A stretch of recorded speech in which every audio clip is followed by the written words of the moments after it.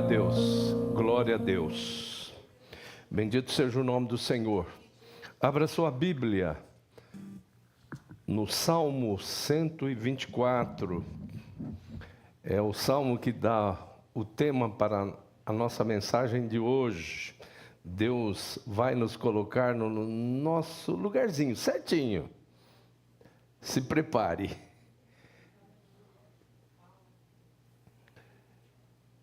Em o nome do Senhor Jesus. Se o Senhor não estivesse ao nosso lado, Israel que o diga. Se o Senhor não estivesse ao nosso lado, quando os homens se levantaram contra nós, eles nos teriam engolido vivos, quando se enfureceram contra nós.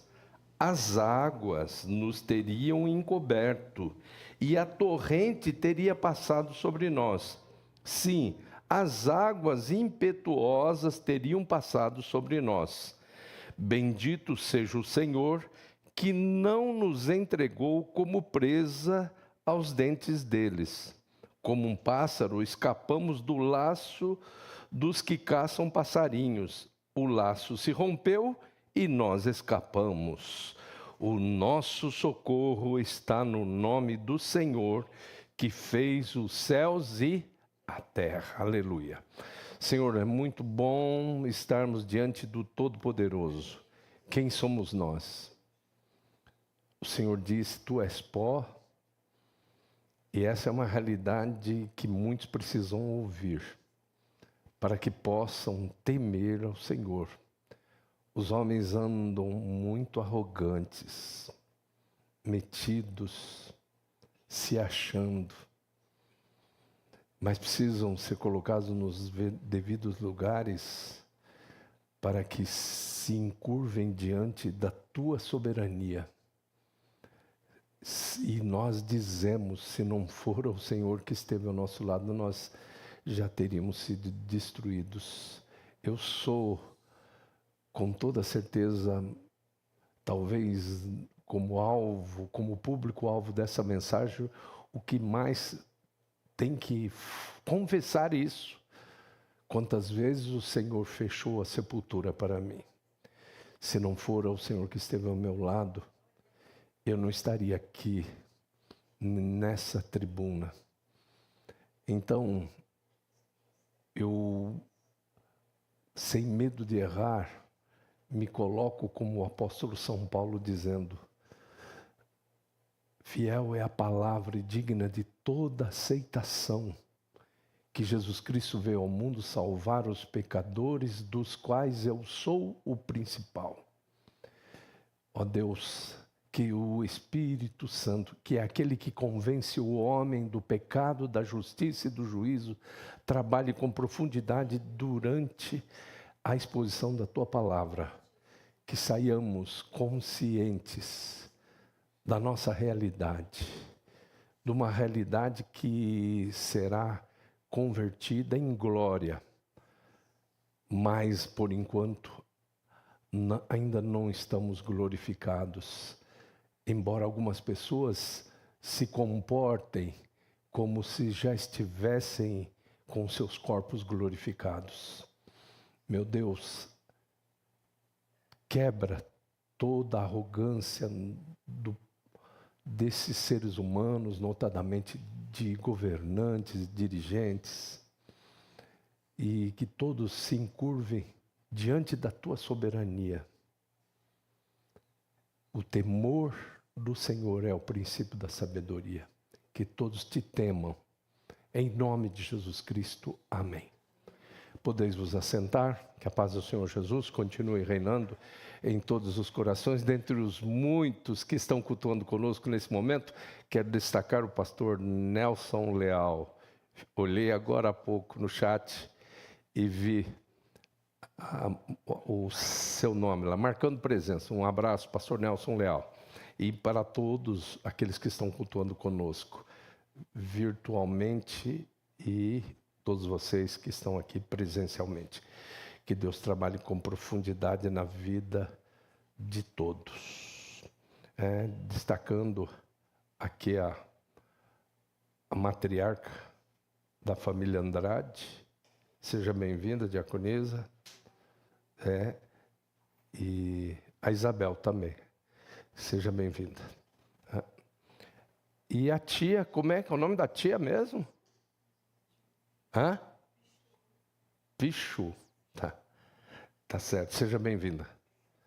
Mais uma angolana conosco aqui hoje. Que bom. Se não fora o Senhor. Você tem realidade, ou você tem noção da sua realidade? O que é você?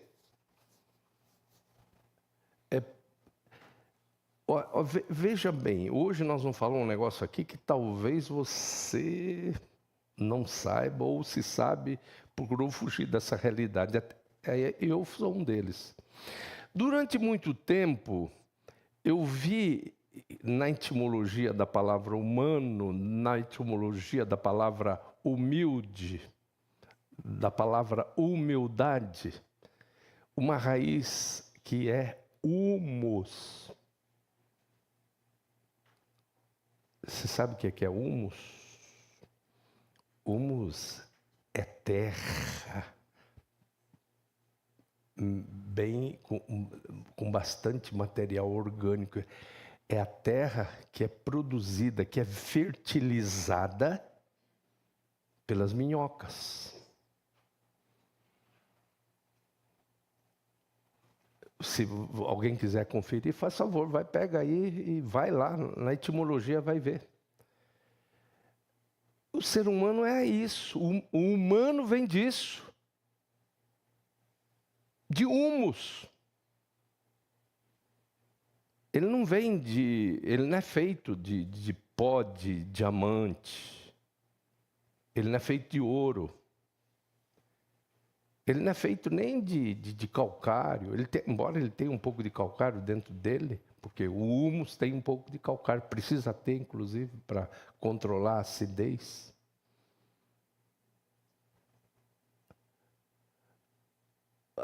O ser humano tem que ver a sua realidade, principalmente hoje. E os meus queridos irmãos, amigos gaúchos, que me perdoem, mas eu acho que é um grande momento para que a egolatria que se instala no Rio Grande do Sul seja corrigida, principalmente naqueles que são servos de Deus.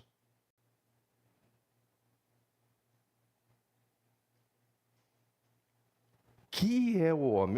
Olha só, o Salmo de número 8. Ó Senhor, Senhor nosso, como teu nome é magnífico em toda a terra. Tu que puseste tua glória nos céus, da boca dos pequeninos e dos bebês, fizeste brotar força por causa dos teus adversários, para fazer calar o inimigo e vingador. Quando contemplo os teus céus, obra dos teus dedos, a lua e as estrelas que estabeleceste, que é o homem para que te lembres dele, e o filho do homem para que o visites? Tu o fizeste um pouco menor que os anjos, e o coroaste de glória e honra. Deste-lhe domínio sobre todas as obras das tuas mãos, tu puseste debaixo de seus pés todas as ovelhas e os bois, assim como os animais selvagens, as aves do céu, os peixes do mar e tudo que percorre as veredas dos mares.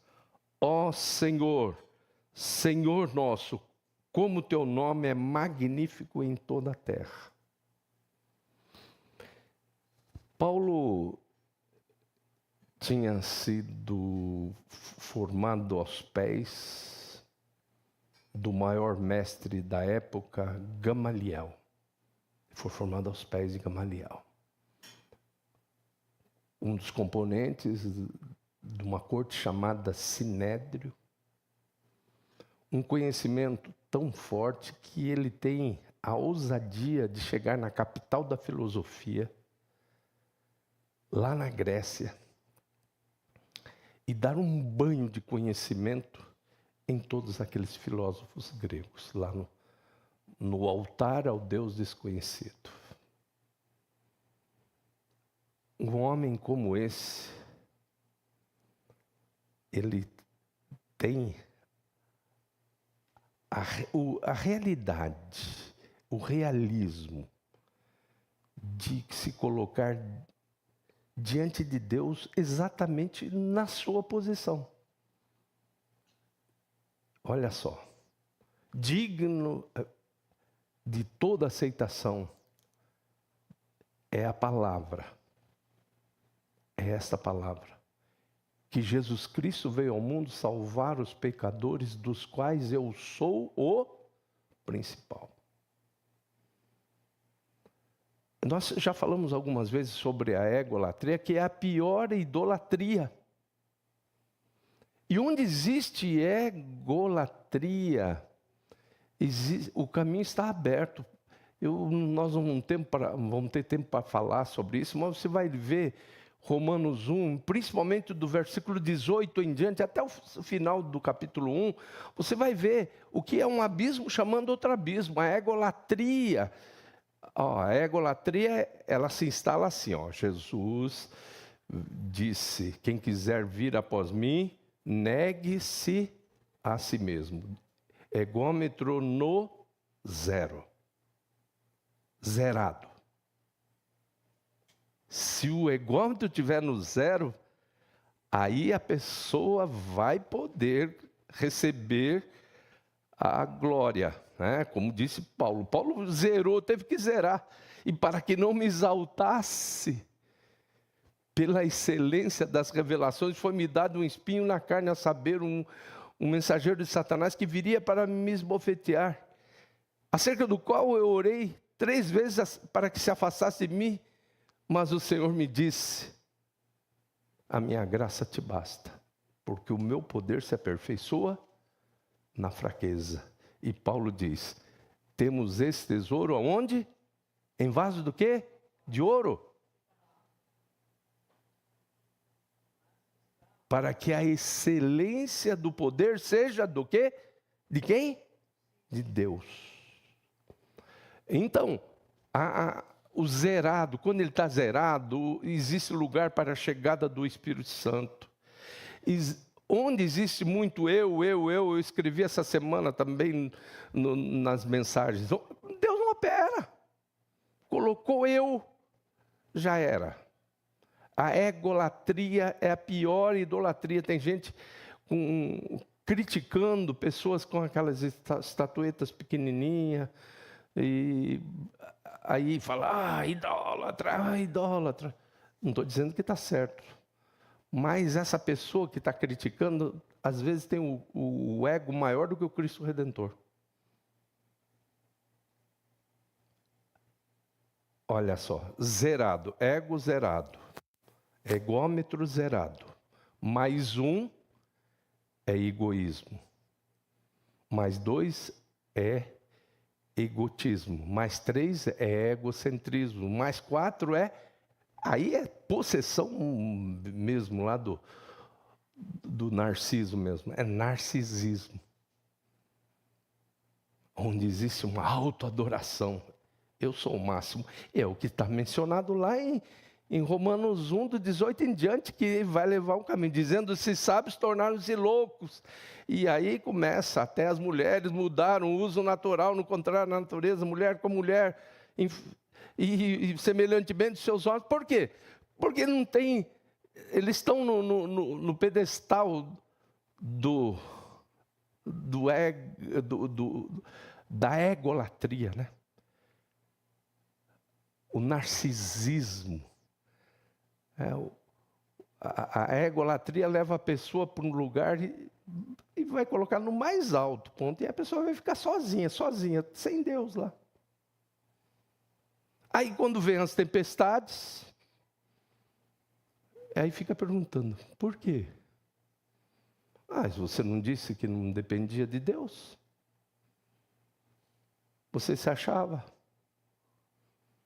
Jesus não disse, sem mim, podeis fazer algumas coisas assim, ele falou? sem mim nada podeis fazer. E aí, na análise deste Salmo 124, você vai ver, se não for o Senhor que esteve ao nosso lado, Israel que o diga, se o Senhor não estivesse ao nosso lado, quando os homens, em muitas traduções, quando os inimigos, quem é inimigo? Você tem que entender em que contexto você está inserido. E lá, em Hebreus 12, no versículo 1, diz que nós, o quê? Qual é o contexto? Em que contexto nós estamos inseridos? Nós estamos rodeados do quê?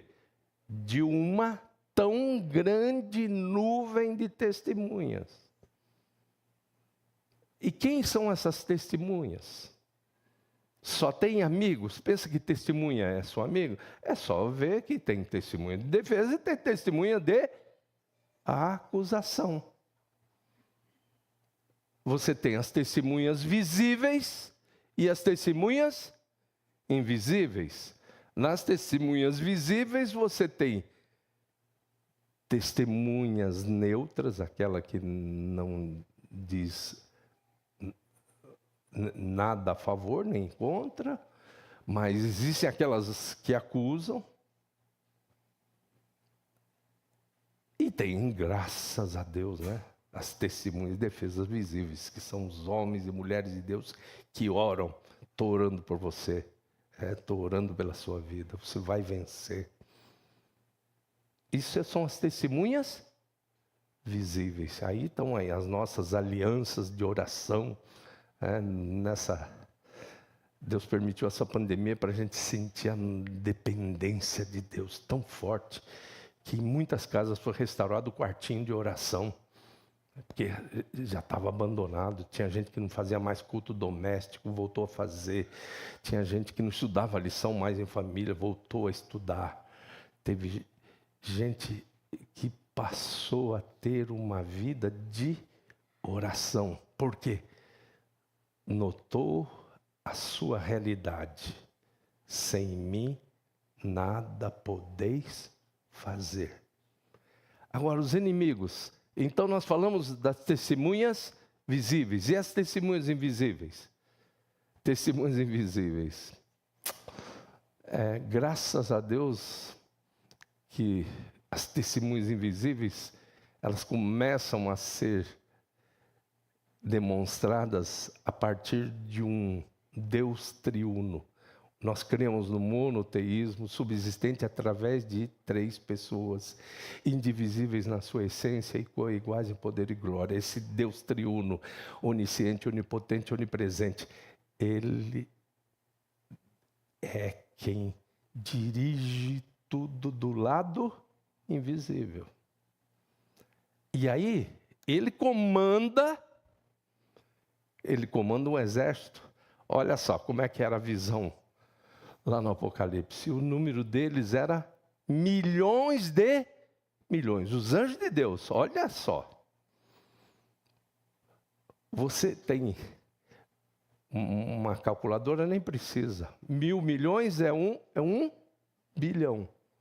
E 1 milhão de milhão é 1 trilhão.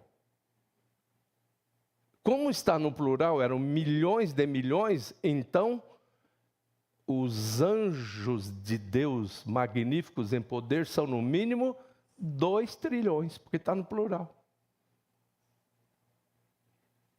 Posso ouvir um glória a Deus? Maior é o que está em nós do que aquele que está no mundo?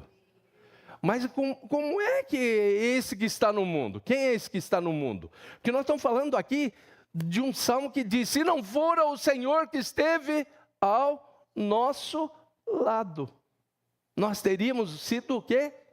Engolidos. Quem são esses inimigos? Nós já falamos que nos visíveis tem inimigos, que são as testemunhas de acusação. Tem gente que, tem determinada pessoa que é melhor, como é que é o negócio? É assim, quem tem um amigo como esse não precisa de inimigo, coisa desse tipo, né? Porque existe muita falsidade no mundo, tal. Mas Nós estamos falando do lado bom, um Deus triuno, Deus onisciente, onipotente, onipresente, que comanda um exército de no mínimo 2 trilhões de anjos, magníficos em poder. Agora, em contrapartida, se os anjos de Deus são no mínimo 2 trilhões, caiu lá 1/3. 1/3 caiu, foi expulso do céu. Então, se é 1/3, o exército inimigo é no mínimo 1 trilhão. E aí, você vê, o que está no Salmo de número 8, o homem foi feito o quê? O que é um homem? Tu o fizeste um pouco menor do que os anjos. Então, cara a cara, você não enfrenta. Você não vence. É por isso que Jesus diz: sem mim nada podeis fazer. Você está em guerras pelo simples fato de desejar ser feliz. Só isso já é o suficiente para você estar em batalha. Agora, se não for o Senhor, se não for o Senhor que esteve ao nosso lado, que teria sido de nós? Que teria sido de nós? Você teria chegado até aqui? Por que a gente fala continuamente Ebenezer? Até aqui nos ajudou o Senhor. Agora, por que os homens não caem nesse reconhecimento? Por que os homens estão tão arrogantes, independentes de Deus, colocam Deus como um mero detalhe da sua vida?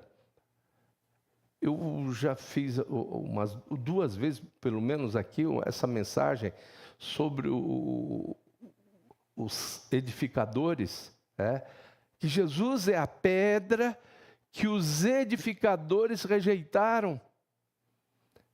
E Jesus é pedra fundamental, ou seja, em cima dele pode se construir. Quando ele diz para Pedro: tu és uma pedrinha, tu és Petros, uma pedrinha, e sobre essa pedra, quando ele usa o termo Petra, ele está falando de um bloco de pedra semelhante ao de Gibraltar, onde você pode sim colocar a sua vida ali em cima, o edifício da sua vida. Se não for o Senhor, o que acontece com o que constrói a sua casa na areia? O que é areia? Areia são partículas do quê? De rocha. Não estou falando de humus, não. Tem gente que nem constrói, lógico, eu não vou construir numa terra meio até fértil, tal, mas é podre assim, tal, humus, né? De onde vem o humano. De onde tem que sair a humildade. Quando a pessoa fica humilde, ele vai para o humus, tem que colocar a cara no chão. Mas Jesus nem fala de construir casa sobre o humus. Ele fala de construir sobre a areia. O que é areia? Areia, como dissemos, são partículas de rocha. Minúsculas pedrinhas. E que são esses homens que a gente acha que vão ser... eu posso confiar no máximo mandatário do país, eu posso confiar no presidente da Academia Brasileira de Letras. A pessoa constrói a casa em cima do quê? Da areia. Minúsculas partículas de rocha. E aí o que Jesus disse que acontece? Quando vem a tempestade, o que acontece? ela é jogada fora. Mas aquele que constrói a sua casa sobre a rocha. Pode vir ventos, tempestades. Porque quem é essa rocha? Não é a rocha física, mas é a rocha espiritual que é Cristo. Em nada ponho a minha fé, senão na graça de Jesus. É sobre Ele que eu tenho que colocar. E é isso que deu vitória a você até hoje, querido. Que deu vitória para você até hoje, até agora, nesse exato momento. Se não for o Senhor que esteve ao seu lado, você já teria sido engolido. Eu lembro, eu falo de 2 ressurreições, mas a minha mulher participou de pelo menos 2 minutos que eu fiquei morto. Então são 3 ressurreições. Quantas vezes o Senhor fechou a sepultura para mim? No mínimo 7 vezes. Eu fui motorista de caminhão na estrada, na rodovia da morte. Caminhão pesado. Um acostamento em desnível assim, de 2 palmos em muitos lugares. Né, pastor Nelson? Conhece bastante. 116, a antiga BR-2. Quantas vezes o Senhor fechou a sepultura para mim? Agora eu vou dizer, eu cheguei até aqui porque eu sou o bom. Eu sou o máximo. Essa arrogância tem levado pessoas para o buraco. Essa arrogância tem levado pessoas para o fundo do poço. Mas Deus é tão misericordioso que tem algumas pessoas que, enquanto elas estão com um pouco arrogantes, ela está com metade da arrogância. Então ela está no meio do poço. Então não adianta você esticar a mão e puxá-la, porque ela vai ter, para ela reconhecer, para aprender tudo quanto ela tem que aprender, ela vai ter que ir para o fundo do poço. E dizer assim, quem sou eu? Tem que dizer como Paulo, eu sou o principal dos pecadores. E aí, vamos concluir a nossa mensagem lendo isso aqui. Vamos ficar todos em pé antes do cântico? Se o Senhor não estivesse ao nosso lado, Israel que o diga. Se o Senhor não estivesse ao nosso lado, quando os homens se levantaram contra nós, eles nos teriam engolido vivos quando se enfureceram contra nós. As águas nos teriam encoberto e a torrente teria passado sobre nós. Sim, as águas impetuosas teriam passado sobre nós. Bendito seja o Senhor que não nos entregou como presa aos dentes deles. Como um pássaro escapamos do laço dos que caçam passarinhos. O laço se rompeu e nós escapamos. O nosso socorro está no nome do Senhor, que fez os céus e a terra. Amém. Vamos cantar?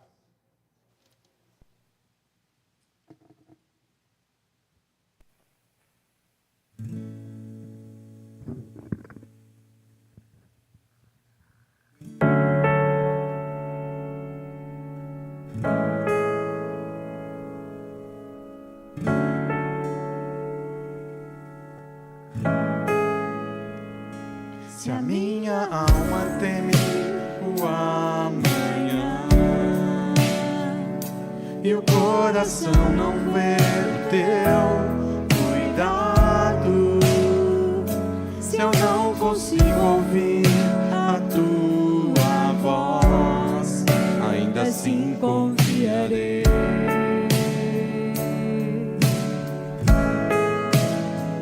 Confiarei.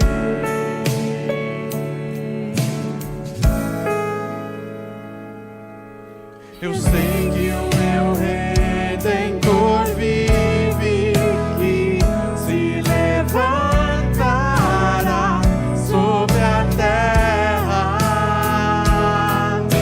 A tua bondade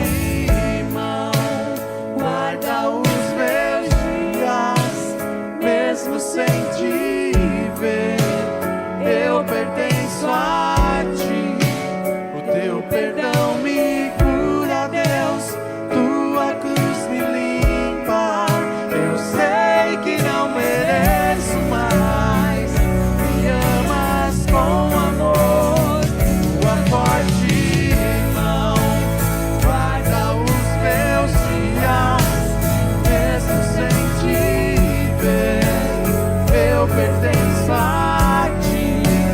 Teu perdão me cura, Deus, tua cruz me limpa. Eu sei que não mereço mais. Me amas com amor sem fim. Glória a Deus. Bendito seja o nome do Senhor.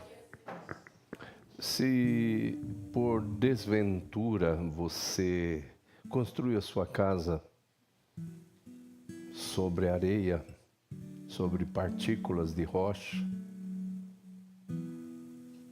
sobre seres humanos transitórios, limitados, mortais, e a decepção foi grande, porque se você não sabia, fique sabendo. A decepção tem o tamanho da expectativa que foi criada. Você cria expectativa e depois, se ela não for atendida, a decepção vai vir terrivelmente. Agora, Jesus nunca decepciona, porque Ele é a rocha.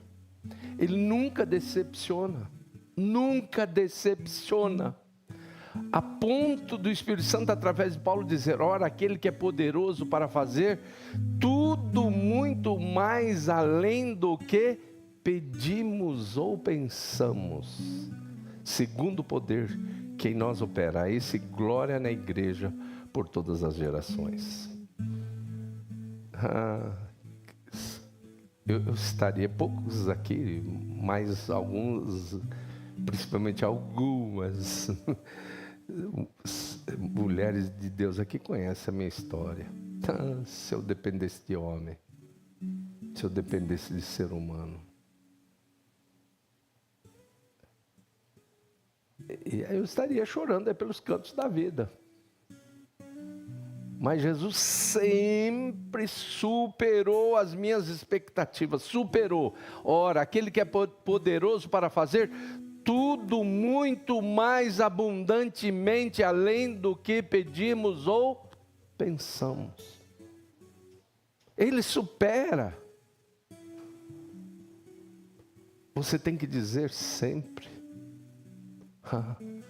se não for o Senhor, eu não teria chegado até aqui.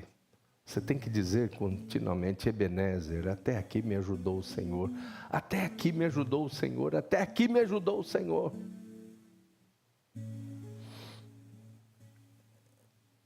Você não quer que com a mensagem você fique pessimista. Nossa, eu não sabia que tinha tanto inimigo assim.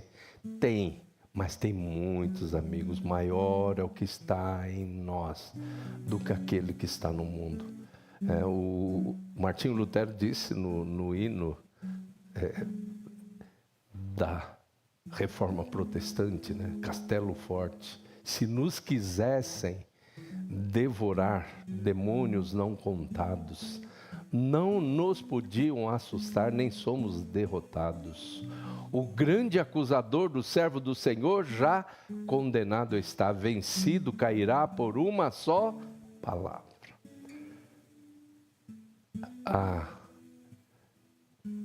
Comece, se você ainda não está com o seu edifício existencial em cima da rocha, faz o seguinte: comece agora. Expectativa só em Cristo, expectativa só em Cristo, expectativa só em Cristo. Construa a sua casa, porque ventos vão vir. Essa é uma só ideia, fisicamente, o que aconteceu lá no Rio Grande do Sul. Vem coisa pior por aí. Por quê?